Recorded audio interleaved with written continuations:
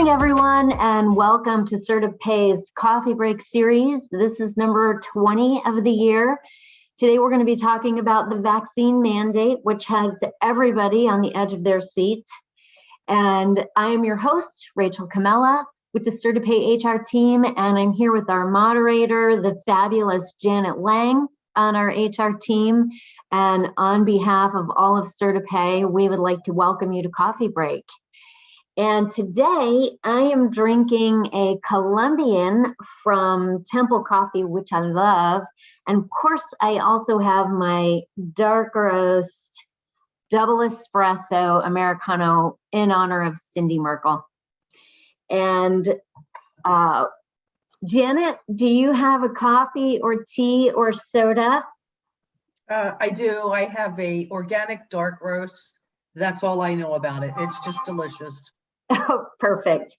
And I know we've got Tammy Dawson on the line, our VP on the HR team, and I can tell you right now, she has a Diet Dr. Pepper. Don't even have to ask. Tammy, if you're there, am I right? You were 100% right, and you know you never have to ask. There you go.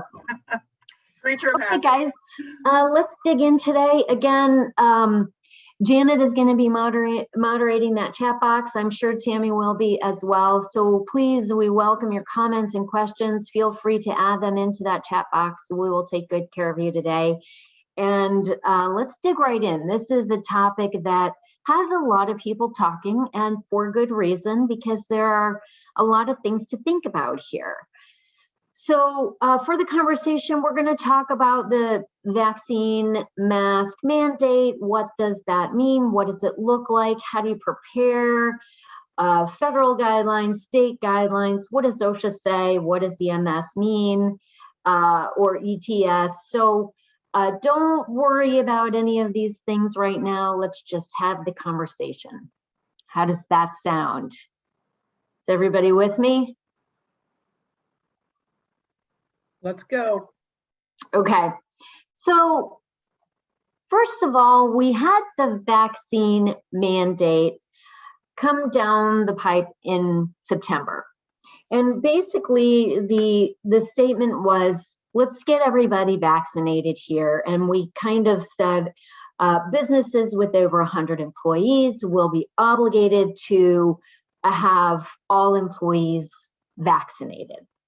And so kind of the general statement. And so then OSHA was tasked with creating the rules and the guidance to comply with that. So what exactly did that mean? And so then OSHA said, okay, let's take this and figure it out and create some emergency standards surrounding that. And, you know, what is that going to look like? And then when we take a look, we dig in on November 5th, OSHA published those guidelines, the emergency temporary standards guidelines for the vaccines and the masks and the mandate and how do we follow it. So they said, okay, here's a list of guidelines and here's what we're going to do. And so people started to work in that direction. Well, then, just this past week on November 12th, OSHA was ordered actually to take no further steps at this time. And so things are a little bit on hold. So where we are right now, the healthcare industry and federal contractors, these groups are still obligated to follow that initial order. And so what that means is they're going to follow the process and follow those guidelines where they will continue to get everyone vaccinated and follow the guidelines. Now, if additional steps are taken where we are going to be obligated to follow this, we've got that if then in there. So if there's additional guidance that says you must follow this, then by December 6th, unvaccinated employees will be required to wear masks at work. And then the next if then will be January 4th is the original date of the full policy in effect, meaning that all of the employees at these qualified employers or over 100 employee count will have to follow this policy. Now, under OSHA's emergency guidelines, they have also said, okay, if somebody works from home, they're not in the office, they may be exempt from this. If employees are working outside on a regular basis, they may be exempt from this. And then, of course, you have to provide exemptions. So if somebody has a medical exemption, then you have to create some exceptions there. So we're going to talk more about this as we go through. How are we doing? Does this all make sense so far? So basically, we've got the mandate. OSHA said if we're following the mandate, this is what it looks like. The Fifth Circuit Court has said, okay, follow the guidelines. And then the courts are saying now hold tight. And so we're going to wait and see what happens, unless your healthcare worker, federal contractor, those still need to follow the guidelines. All right, so let's say we're going to move forward with it and you want to do some things to prepare, or you want to at least be ready, right? So you want to decide exactly how do you want to comply with this? Because, and the reason that's a question is you might say, well, we want everyone vaccinated and that's that. And so, you know, you want to have your policy based on that. You might say, well, we're going to do a vaccine mask combo, meaning that unvaccinated will have to wear a mask, or you're going to create accommodations for people. So, you know, how do you want to comply with this mandate and these guidelines? So make that decision. And then have policies and procedures written or ready to implement that kind of help you follow these guidelines. It's going to be important to communicate with your employees. You want to be transparent. Let them know, you know, we're going to follow all of the guidance. We're going to stay in compliance, keeping you up to date. If we do add this policy, this is what it looks like. This will be the timeline. Keep that communication open. This kind of goes for everything from a general business practice. Communicating with your employees and being transparent with your employees is an extremely important tool, especially when it comes to engagement and retention. This is, employees like to be, they like to feel like they've been told what the story is, and transparency and honesty go a long way. So use that strategy in this case as well. You know, let them know what your plans are and what the goals and objectives are with regards to this policy. So determine who and how you're going to manage it. So what is that going to look like? Who is going to be responsible for these policies, and who's going to be responsible for following it? How are you going to manage the documentation? How are you going to manage the records retention? What is that going to look like? So be prepared to answer these questions and have this in place and ready. Finally, there's a chance you might lose some employees over it. Based on some information that we've seen and kind of general polling, we think December will be small. The majority of the population is already vaccinated. It may or may not be an issue, but again, plan for it. There may be a handful of employees that you end up losing as a result of it, or somebody who just doesn't want to get that vaccine. And so keep this in mind and plan for that as a possible situation in terms of covering the work, covering the tasks, filling in a vacancy and whatnot. How are we doing, guys? Are you still with me? Yep, still here. Not going too fast? No. All right. So let's talk about a policy. If you're going to create a policy, what do you need to do? And these are, you know, really when you, from an HR lens, when you're creating a policy, these are just general steps for creating any policy, but specific to the vaccine, here's some good things that you want to include. First of all, have a purpose statement. You want to say, what is this? Why are you having this? What is the goal? So have that purpose statement. Have a statement about the scope. Who does this apply to? What is that going to look like? What is the span? What is the coverage? So purpose statement, a scope statement, what, and some definitions. What does fully vaccinated mean? What is the timeline? Include all of those kind of definitions in there. And then you're going to go to the procedure. So maybe even have a procedure statement, something like all employees must be fully vaccinated by X date or according to X mandate or something like that. So all employees must be vaccinated as a condition of employment by such and such time frame. So it's very clear. There's no gray area. It's a, it helps the employees understand everything that's happening. And then the procedure, have that included in the statement. Next, you want to talk about proof and documentation. So what are you going to ask for? We're going to talk about this in just a minute, but what documentation do you need? How do you want to do that? Again, we're going to talk about this on the next slide, but from an HR standpoint, again, we have some very specific opinions on the best practice there, and we'll help you with that.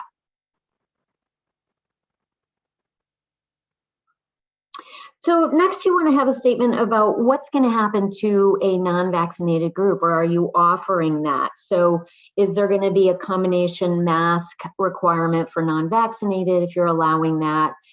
Be clear about what that looks like and how you're going to manage that. And if there's going to be a weekly testing obligation in place for non-vaccinated people, how is that going to look? What is the procedure and who's going to pay for it? According to the OSHA guidance that we've seen, and according to the original mandate, they're saying that employers will not be obligated to pay for any of these components. So state that in there. It doesn't mean you can't pay for it. It just means you're not obligated to. So you could say, we'll have testing on site, or we'll have, the rapid testing available, or we'll have vaccines on site at X time, date, whatever it is.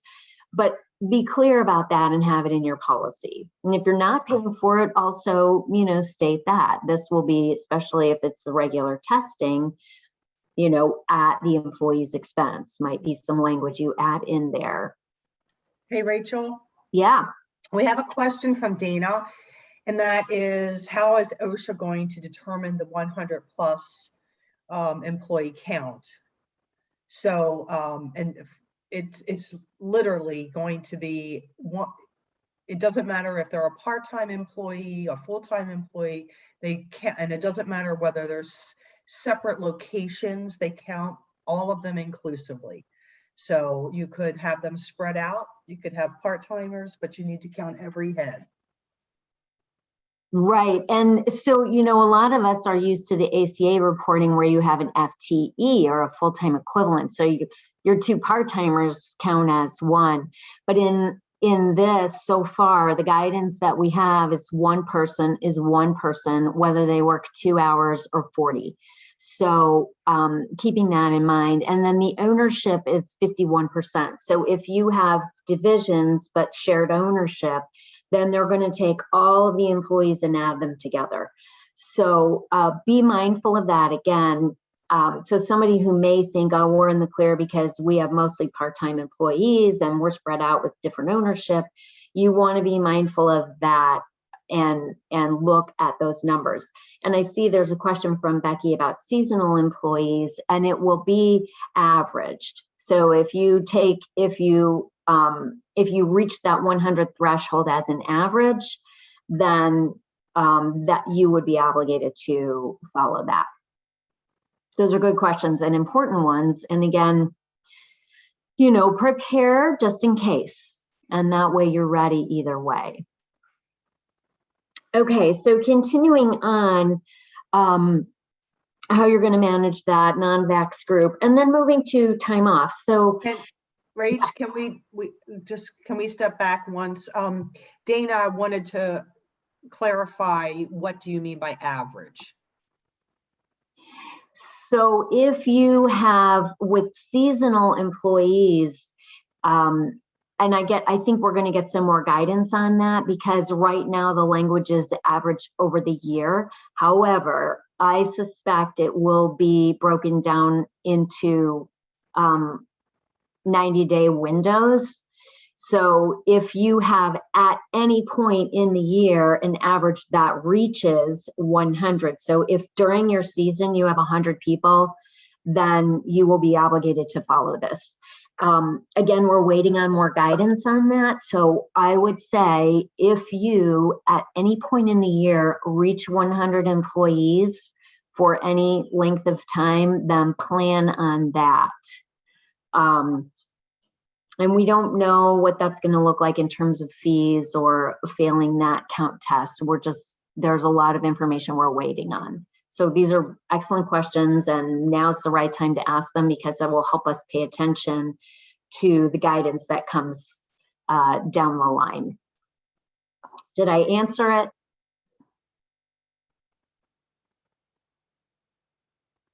We don't have guidance on what happens if employees aren't testing weekly either.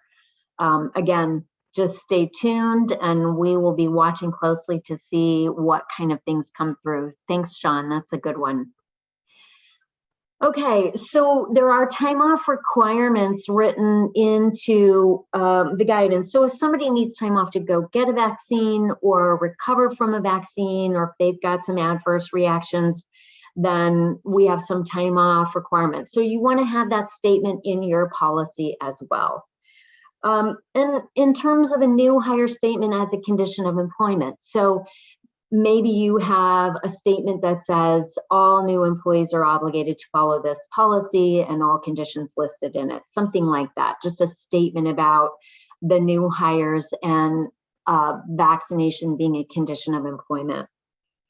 And then finally, in your statement, you want to have confidentiality and privacy statements, as well as record retention. And we'll talk about our vaccine records next. Any more questions about a policy? Yeah, Sean has another question with regard to those that are paying biweekly payrolls. How are they planning? I assume OSHA he's referring to. How are they planning on auditing for missing a test? So you can imagine actually auditing this would be a lot of work. So again, we're not sure what it's going to look like. It isn't tied to pay cycles. So even though somebody is at a bi-weekly pay cycle, it doesn't matter. So weekly testing, it's a separate thing to manage. So let's just say, for example, you might have a list of all of the employees who are not fully vaccinated, and they just call you with an attestation. I've tested negative again this week, and maybe it's something that every Monday a new attestation checklist or form is due from each of those employees. Again, if you weigh out how many are there, once you know all of the people who are vaccinated and the people who are not, or choosing not to, or have a medical exemption, you may have a short list to deal with. And maybe those people are doing a rapid test every Saturday or every Friday or every Monday morning, whatever it is. And so they will just either give you a text message or check a form, or there's some way that you can do a simple checklist. And once you know how many that is, you can manage that better. And again, we don't have guidance on that yet, but the only thing that we do know, according to the mandate, is that you're obligated to check that. So hang tight on that before you spend too much time creating a process, but kind of be ready to have a policy to implement. And that's like the long answer for, I don't know.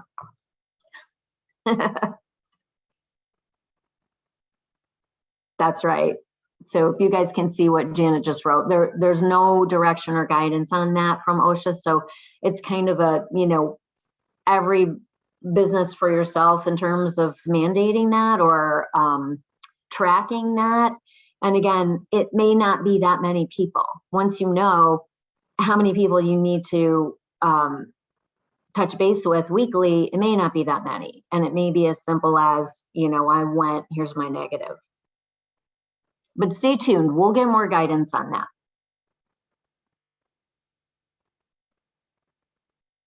Okay, so when you're determining that vaccination status, what we recommend actually seeking the minimum, because we know that when you maintain vaccination records, OSHA's longstanding requirement of keeping that has been 30 years of retention when you acquire the vaccine records. So until there's new guidance, we don't recommend you asking for a vaccine card or asking for actual vaccination records. What we recommend is using more of a survey response or an attestation form or something really simple that maybe you won't keep on file, but perhaps you are shown a record and then you check off a survey response or a check form, and then you don't actually keep the files. Or you have the employee sign, I swear that I have been fully vaccinated, effective such and such date, and I also swear that I'm telling you the truth. And then you get their signature on that. So it's a little bit, it's a nice document, but it's not part of that vaccine record retention requirement. So yes, you can get that attestation, and that meets the requirement there. Does that make sense, guys?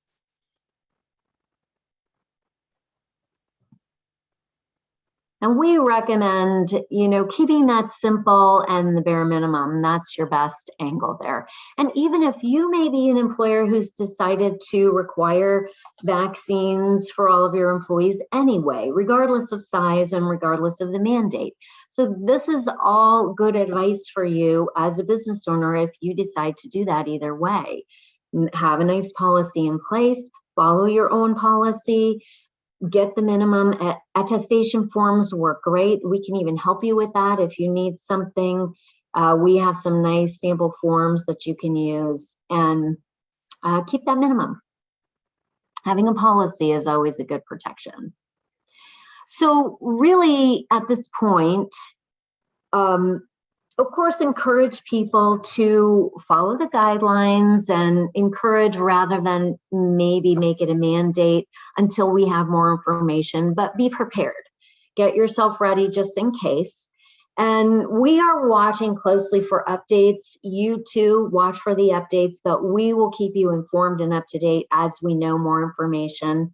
And I have to mention state laws too.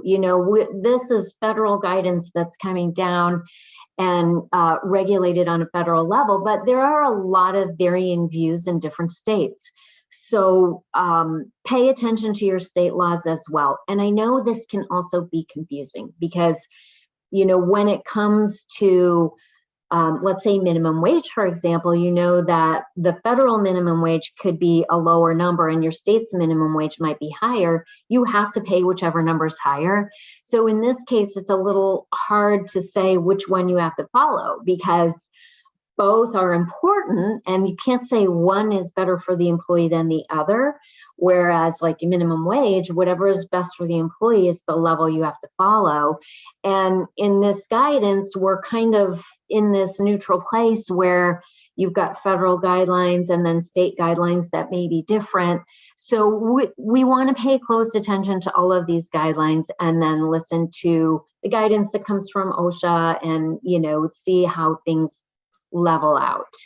I know this was a lot of words for kind of we're not sure yet, but that is where we are, so we're watching these updates and we're paying close attention for you as well. But also you be aware of some things that are changing right now and how it looks. How are we doing? Do we have any questions? Is there anything we didn't cover? We don't have any additional, wait, we do, Sean, if we don't hold hard copies of vaccine cards, how could they hold an employer accountable on the validity of our recorded number of truly vaccinated? wouldn't we need to prove the integrity or proof of vaccination of employees? So this is why the attestation form is great, because you're getting the acknowledgement and signature of the employee that says, I am vaccinated. I'm telling you the truth. I'm fully vaccinated. I did that. And then you have met the obligation because you asked everyone to get vaccinated. They proved to you that they were with using that form. And so that is, the obligation is met by doing that. And again, we may see some more guidance on that, but at this point, it's a lot better to get that attestation because you're asking the employees to acknowledge that. Now, of course, there are going to be cases where somebody may not tell you the truth on this. We've seen that in some various places already. The majority of the people are going to be honest about it. And again, the majority of the people are already vaccinated. So there may be some small numbers there that we're talking about. So go through the process and see where you end up at the end of it. It may not be an issue, once you have that attestation, or, if you assign a person in charge of it and your policy says you have to show us your vaccination card, that's different than keeping it. So if they show you the card, if they say, here is my card, and you have an in-house compliance officer or somebody in charge of this procedure, and that person checks off, yes, I saw the vaccination record, I attest that it was current and in compliance. And then you are checking a list of people after viewing it. It's not all that different than viewing I-9 verification records. So you are signing the document that, yes, I saw these records, yes, they are in compliance, and you acknowledge that. So there are some ways to do that without actually keeping a hard copy of somebody's vaccine card. So we have a question with regard to the booster and where that fits into this ETS. And then also, where are the attestation forms or templates? Okay, so we don't have guidance on the booster yet. The guidance is about being vaccinated initially and being fully vaccinated. There's no guidance on boosters or booster requirements. The booster language is not part of the mandate at this point. And as far as the templates, we can provide you with that, and we'll have a list of everybody on this coffee break, and we can send you out that form. It's something that we can also put on our website. So you can take a look there. Maybe we'll add a link to this coffee break. Once we get the recording up, we can put a link of that attestation form for you. And also, what is the rest of Brittany's question? Let me ask for a copy of. Can you actually ask for a copy of the vaccine cards? So you can actually ask for it, yes. But see, this is what I'm saying. Once you have a copy, you have some pretty strict document retention guidelines that you have to follow. So we're not recommending that as the best practice.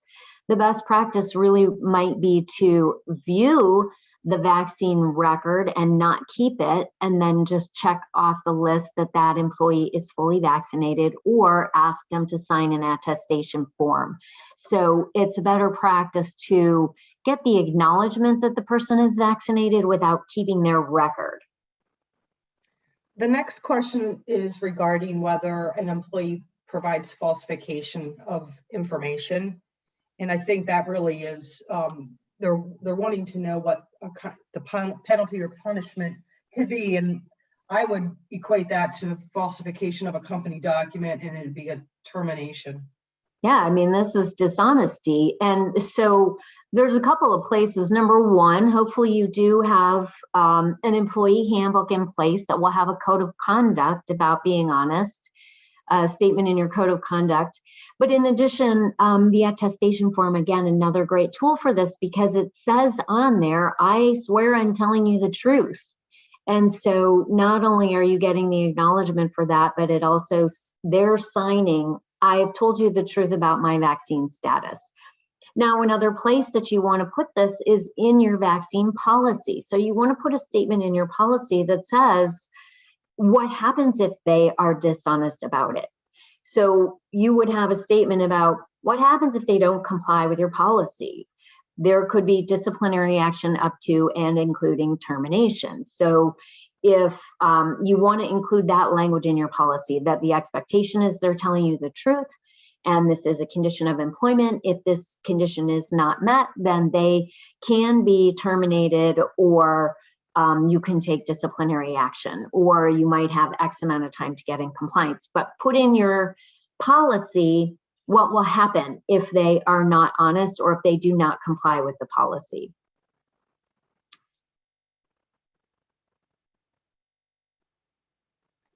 There are no, wait a minute, there is one more question. If found to have contracted COVID at work, will this be a workers' comp claim? And that's yes. Yeah, and so again, this is another place where we have to be careful. You know, if you have somebody who you are, as part of their job, they have to go into clients' homes, or especially, I mean, you know, when you're putting people in with groups of people. Let's say you've got a whole bunch of people who work together and you're not following a vaccine policy or whatnot, and you know everybody ends up with COVID because you've asked them to do X job, or if they're in a compromised situation where they could contract COVID, then we are finding these are work comp claims. So another reason to really follow this guidance. This is also why OSHA has been the agency to create the guidance here, because they're the ones who really are going to look at what happens when people are getting sick. If we can prevent people from getting sick, then it's helping to reduce some of these other issues, claims, and other things that go along with a whole bunch of people getting sick at the same time. So all good questions. Are there any more questions? I don't see anything else written in the chat box. Excellent. Well, thanks, guys. As always, we're going to put this up on our website, and we hope this was helpful. Again, on behalf of CertiPay, we thank you for joining us for Coffee Break. We have one more coffee break this year. It will be on December 2nd, and we're going to talk about the end of the year checklist, the starting year checklist, the things that you need to do to prepare from an HR point of view. And we may have a nice COVID vaccine update at that time as well. So we hope you guys have a great day, and thank you again for joining us. CertiPay is here to help you with all of your human resource and payroll needs. Don't be afraid to give us a call. Thank you very much. Have a great day. Thank you. Thank you. Bye-bye.